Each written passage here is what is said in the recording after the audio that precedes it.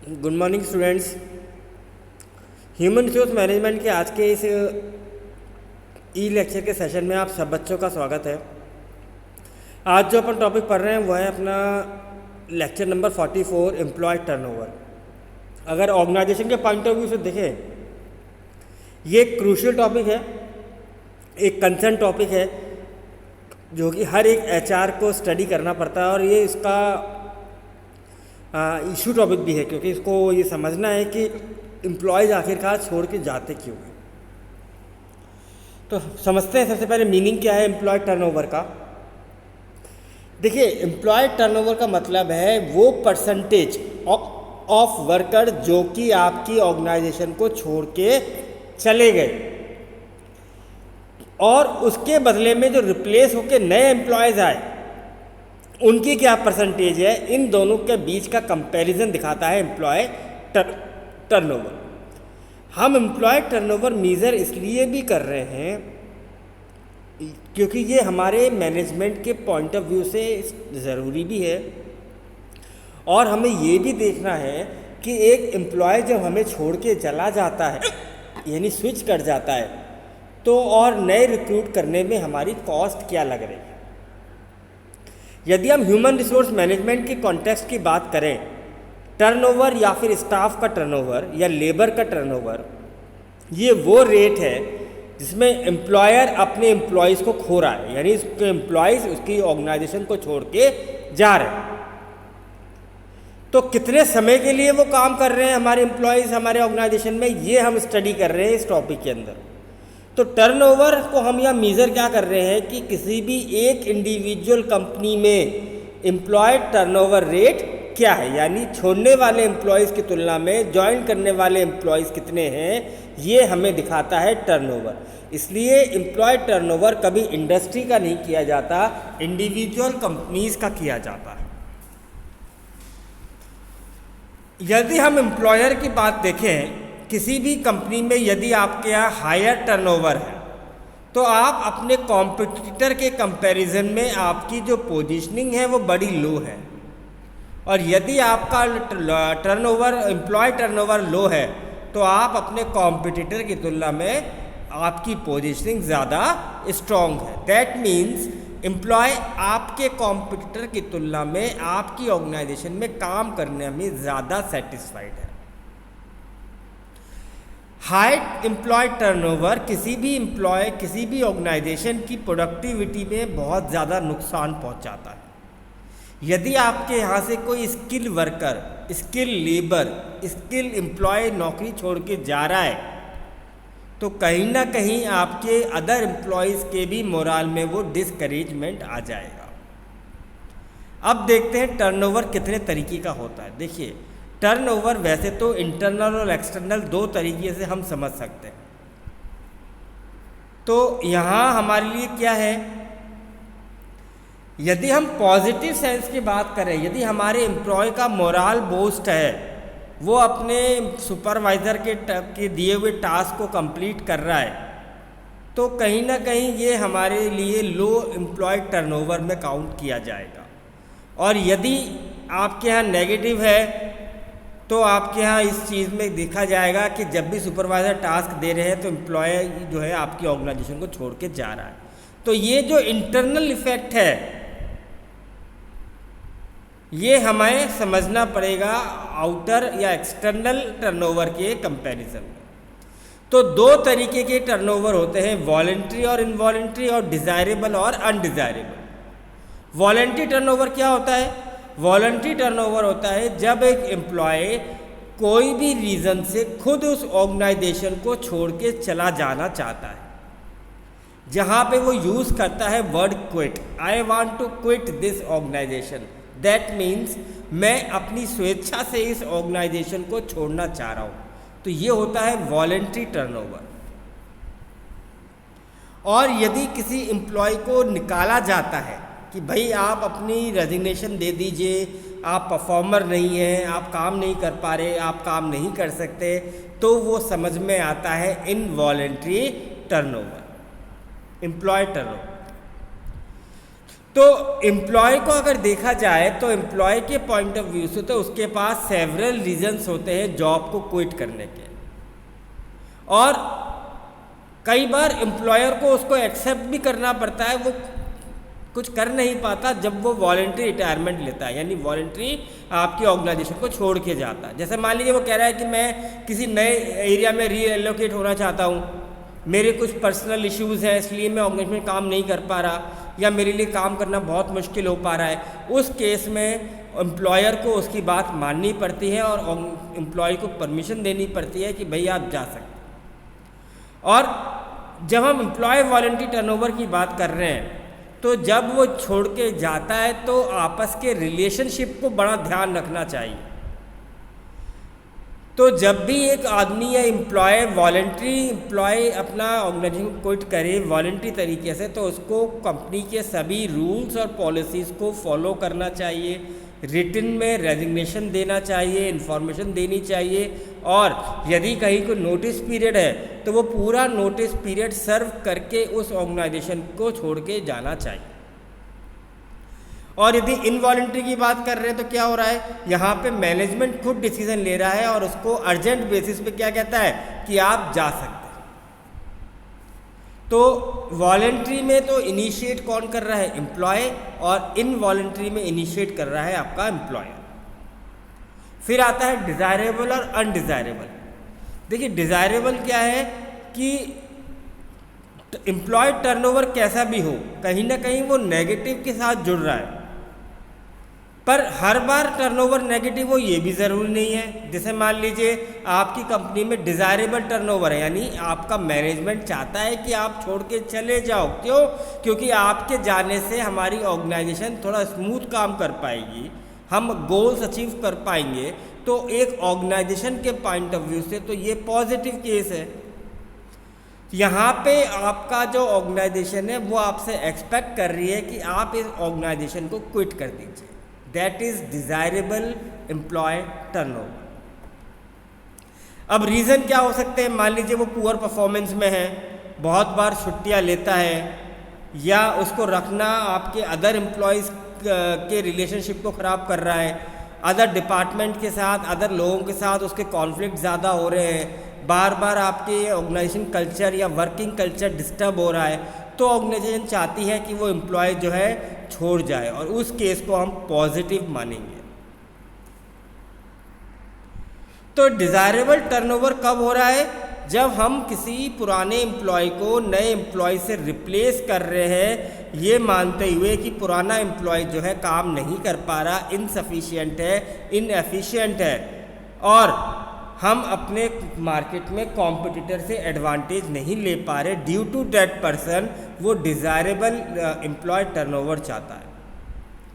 ऐसे ही undesirable employee turnover क्या है, वैन कंपनी अपने एम्प्लॉयज़ को खोती है क्योंकि उसकी ये जानते हुए भी कि उसकी परफॉर्मेंस और वो एम्प्लॉय उसके लिए कितना वैल्यूबल है, वो अनडिज़ायरेबल है।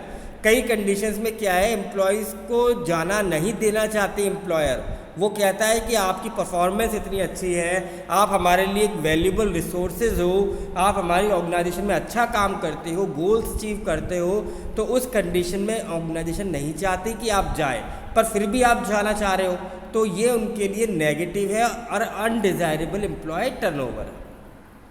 यदि हम डीमेरिट्स की बात करें, होता क्यों है, देखिए सबसे पहले मैं आपको बता दूं कि आपके यहाँ जब एम्प्लॉय टर्नओवर होता है और आप नए एम्प्लॉय को रखते हैं तो उसकी कॉस्ट आपकी ज़्यादा है, that means employ turnover is expensive. तो टर्नओवर अगर हमें देखना है तो देखना है इन टर्म्स ऑफ कॉस्ट, कि अगर आपने पुराने एम्प्लॉय को नए एम्प्लॉय से रिप्लेस किया तो कितनी कॉस्ट आपको लग रही। ये डायरेक्ट भी हो सकती है और इनडायरेक्ट भी हो सकती है। डायरेक्ट कॉस्ट रिलेट करेगी आपके लिविंग कॉस्ट से, आपके उस पर्सन को रिप्लेस करने की कॉस्ट से, ट्रांजिशन कॉस्ट से, और इनडायरेक्ट कॉस्ट जो रिलेट करेगी वो करेगी आपके प्रोडक्शन में कमी हो जाना, आपके अदर एम्प्लॉयज़ के परफॉर्मेंस में रिड्यूस हो जाना, ओवर टाइम का ज़रूरत से ज़्यादा लोगों का करना, या लो मोराल भी आपके यहाँ पे क्या है, ये है इनडायरेक्ट कॉस्ट। तो इन सब चीज़ों से क्या होगा, आपकी ऑर्गेनाइजेशन पे बर्डन्स बढ़ेंगे, एक्सपेंसेस बढ़ेंगे, जो कि आपकी ऑर्गेनाइजेशन के लिए नुकसानदायक है। ऐसे ही जब हम एम्प्लॉय टर्नओवर की बात करते हैं तो सिर्फ फाइनेंशियली मत देखिए, ये भी देखिए कि अदर एम्प्लॉय के मोराल पे भी क्या फ़र्क पड़ रहा है। वैसे तो उनके एटीट्यूड को समझ पाना बड़ा मुश्किल है, पर कहीं ना कहीं उनकी एफिशिएंसी और उनकी इफ़ेक्टिवनेस में अगर कमी आ रही है, क्यों? क्योंकि एक पुराना सीनियर एम्प्लॉय छोड़ के चला गया और उनको कोई गाइड नहीं कर पा रहा, जिसकी वजह से उनकी वर्क परफॉर्मेंस में कमी आई है, उनकी एफिशिएंसी में कमी आई है, तो वो आपके लिए नुकसानदायक है। अगर आपकी कंपनी से एम्प्लॉय टर्नओवर ज़्यादा है तो आपके यहाँ पे क्या होगा, आपके यहाँ पे प्रोडक्शन में कमी हो जाती है, वर्क प्लेस की परफॉर्मेंस लेवल गिरने लगेगा।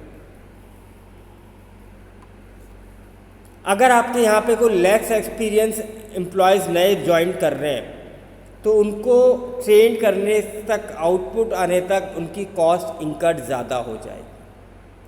और भी कई नेगेटिव इफ़ेक्ट पड़ते हैं जब आपका एम्प्लॉय टर्नओवर रेट ज़्यादा होता है, जैसे परफॉर्मेंस की क्वालिटी पे। और हर ऑर्गेनाइजेशन का पॉइंट ऑफ व्यू है कि अपने एम्प्लॉयज़ के परफॉर्मेंस में क्वालिटी तो डालनी चाहिए, तभी तो आप गोल्स को अचीव करेंगे। तो अगर कोई अच्छा एम्प्लॉय आपकी ऑर्गेनाइजेशन को छोड़ के जा रहा है, या कई लोग बार बार जा रहे हैं, जल्दी जल्दी जा रहे हैं, तो ये आपकी एम्प्लॉय ऑर्गेनाइजेशन की परफॉर्मेंस क्वालिटी को भी रिड्यूस कर देगा।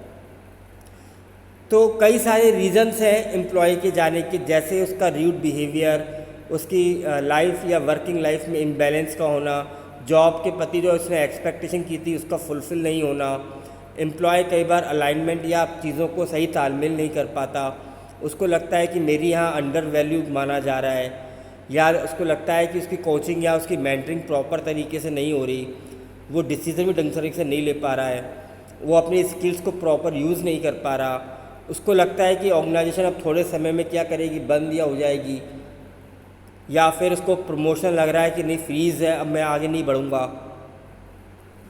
उसका लगता है कि आपका तो मैनेजमेंट है या अदर लोग उस पर से कॉन्फिडेंस लूज़ करते जा रहे हैं, और यदि उसको ग्रोथ अपॉर्चुनिटीज़ नज़र नहीं आती तो भी आपका एम्प्लॉय आपकी ऑर्गेनाइजेशन को छोड़ता है। तो रूड बिहेवियर, जैसे मैंने कहा, मान लीजिए कि वो काम कर रहा है लोगों के साथ, पर उसका बिहेवियर जो है वो पॉजिटिव नहीं है, उसकी वजह से अदर लोगों की परफॉर्मेंस डाउन हो रही है, उसके एटीट्यूड की वजह से परफॉर्मेंस डाउन हो रही है, तो बार बार वो चीज़ों को ब्लेम कर रहा है कि ये गलत हो रहा है, वो गलत हो रहा है, उसके साथ ही गलत हो रहा है, तो भी उसकी परफॉर्मेंस डाउन होगी। तो इस वजह से भी वो कई बार अपनी आपकी ऑर्गेनाइजेशन छोड़ जाएगा। फिर आता है वर्क लाइफ बैलेंस। देखिए आजकल बड़े न्यूक्लियर फैमिली का ज़माना हो गया, मियाँ बीवी दोनों काम करते हैं, तो कई बार वर्किंग या होने से पर्सनल लाइफ इम्बैलेंस हो जाती है, दोनों टाइम स्पेंड नहीं कर पा रहे, बातचीत नहीं कर पाते, अपने घर के जो पर्सनल वर्क है उनकी वो नहीं कम कर पाते, तो भी क्या होता है, वर्क इस इम्बैलेंस को ख़त्म करने के लिए पर्सन्स स्विच करते हैं। ऐसे ही यदि उसको लग रहा है कि जब आपने जॉब निकाली थी, जब आपने रिक्रूटमेंट किया था, सिलेक्शन किया था, उस वक्त आपका कहना अलग था, अब जो जॉब वो परफॉर्म कर रहा है वो उसकी एक्सपेक्टेशन से बिल्कुल अलग है, तो भी वो जॉब छोड़ेगा। तो जब भी ऑर्गेनाइजेशन आपको रिक्रूट कर रही है, सिलेक्ट कर रही है, हायर कर रही है, तो वो ये देख रही है कि कहीं आप कितना उस ऑर्गेनाइजेशन के साथ, उसके वर्किंग कल्चर के साथ मैच कर पाते हैं। यदि मिसमैचिंग है तो वो छोड़ेगा। यदि एम्प्लॉय को लग रहा है कि टाइमली उसको रिकॉग्निशन मिल रहा है, रिवॉर्ड मिल रहा है, अवार्ड मिल रहा है, एप्रिसिएशन मिल रहा है, तो वो कंटिन्यू करेगा। पर यदि कहीं भी कमी है, कहीं उसको लग रहा है कि कोई मुझे अप्रिशिएट नहीं कर रहा, तरीके से मुझसे बात नहीं करता, मुझे अंडर वैल्यू समझा जा रहा है, तो वो आपकी ऑर्गेनाइजेशन क्विट करेगा। यदि आपका जो सीनियर सुपरवाइजर्स हैं उसको तरीके से फीडबैक नहीं दे पा रहे, उसकी इम्प्रूवमेंट नहीं कर पा रहे, उसको गाइड नहीं कर पाते, तो भी वो अपने ऑर्गेनाइजेशन को छोड़ता है। यदि उसको लग रहा है कि मुझसे काम तो कराया जा रहा है, रेस्पॉन्सिबिलिटी दी जा रही है, पर अथॉरिटी नहीं दी जा रही, मैं डिसीजन मेकिंग में नहीं कर सकता, मुझे बार बार पूछना पड़ रहा है, जिसकी वजह से मेरी परफॉर्मेंस में कमी आ रही है, तो भी वो छोड़ेगा। यदि इसको लग रहा है कि जिस जगह मैं काम कर रहा हूँ, जो काम मैं कर रहा हूँ, वहाँ पे मेरी स्किल्स जो है कम होती जा रही है, मैं प्रॉपर रिसोर्सेज यूज़ नहीं कर पा रहा, प्रॉपर स्किल्स यूज़ नहीं कर सकता, प्रॉपर नॉलेज यूज़ नहीं कर पा रहा, और मेरी जो आउटकम आ रहा है वो मेरी परफॉर्मेंस से कम आ रहा है, तो भी वो ऑर्गेनाइजेशन छोड़ेगा। Then instability of organisation. मान लीजिए मैनेजमेंट बार बार नए नए चेंजेस करता जा रहा है, due to some these changes वो मार्केट में अपने आप को सर्वाइव नहीं करा पा रहा, या लग रहा है कि अब ये कंपनी स्टेबल नहीं रह पाएगी, तो भी वो छोड़ता है। ऐसे ही यदि उसको लग रहा है कि आने वाले समय में उसका कैरियर ग्राफ नहीं बढ़ने वाला, उसको प्रमोशंस नहीं मिलेगा चाहे वो कितना भी काम कर ले, तो भी वो आपकी ऑर्गेनाइजेशन को क्विट करेगा। इसके अलावा यदि इसको लग रहा है कि अब सुपरवाइजर्स पे भरोसा नहीं है, मैनेजमेंट को उस पर भरोसा नहीं है, तो अपने इस टूटे हुए भरोसे को वापस से जोड़ने के लिए वो छोड़ेगा कि यहाँ पे कॉन्फिडेंस और ट्रस्ट बिल्डअप नहीं हो पा रहा। और यदि इसको लगता है कि नहीं, मेरे लिए यहाँ पे अपॉर्चुनिटीज़ अवेलेबल नहीं है, यहाँ मेरा लास्ट यही मेरी ऑब्जेक्टिव था, या यही मैं यहाँ पे आके सीमित हो जाऊँगा, रिस्ट्रिक्ट हो जाऊँगा, तो भी वो छोड़ेगा, आपके ऑर्गेनाइजेशन से क्विट करेगा। अब सवाल ये आता है कि इसको रिड्यूस कैसे करें। देखिए, रिड्यूस करने के लिए मैं आपको कुछ टिप्स दे रहा हूँ। जैसे जब आप उससे इंटरव्यू करें, उससे बातचीत करें, तो ये एंश्योर करिए कि वो सही पर्सन है जो कि उस जॉब को कर सकता है। दूसरा, टाइमली बेसिस पे उनको उनकी क्रिएटिविटी यूज़ करने का मौका दीजिए। उनको बताइए कि उनकी नई क्रिएटिविटी से ऑर्गेनाइजेशन को कितना बेनिफिट हो सकता है। इसके अलावा यदि इसको हम टाइमली रिकॉग्नाइज करें, प्रेज करें, अप्रिशिएट करें, तो भी वो आपकी ऑर्गेनाइजेशन में टिकेगा, रुकेगा, कोशिश करेगा। और यदि आपको लगता है कि अब आपका जो एम्प्लॉय टर्नओवर है इतना हाई हो चुका है कि जहाँ पे आपको मीजर्स या करेक्टिव एक्शन लेने हैं, तो आप सोचिए मत, तुरंत एक्शन लीजिए।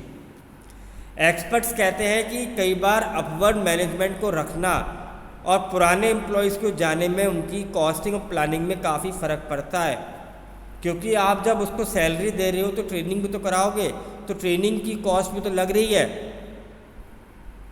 और यदि एक मैनेजमेंट का ओल्ड सीनियर पर्सन छोड़ता है तो बाकी एम्प्लॉय के मोराल पे बड़ा इफेक्ट डलेगा। तो यही वो कुछ तरीके थे जिससे हम उनको रोक सकते हैं। हम समझ सकते हैं एम्प्लॉय टर्नओवर कैसा है, हाई है तो हमारी कंपनी में क्या पोजीशनिंग है, और लो टर्नओवर है तो हमारी मार्केट में क्या पोजीशनिंग है। इसी बेसिस पे आप अपनी स्ट्रेटजीज़ को डिज़ाइन करिए, प्लानिंग करिए, ताकि आपके यहाँ से आपका एम्प्लॉय छोड़ के ना जाए। तो बच्चों, यही था हमारा आज का टॉपिक। आई होप कि आपको समझ में आ गया। Thank you very much.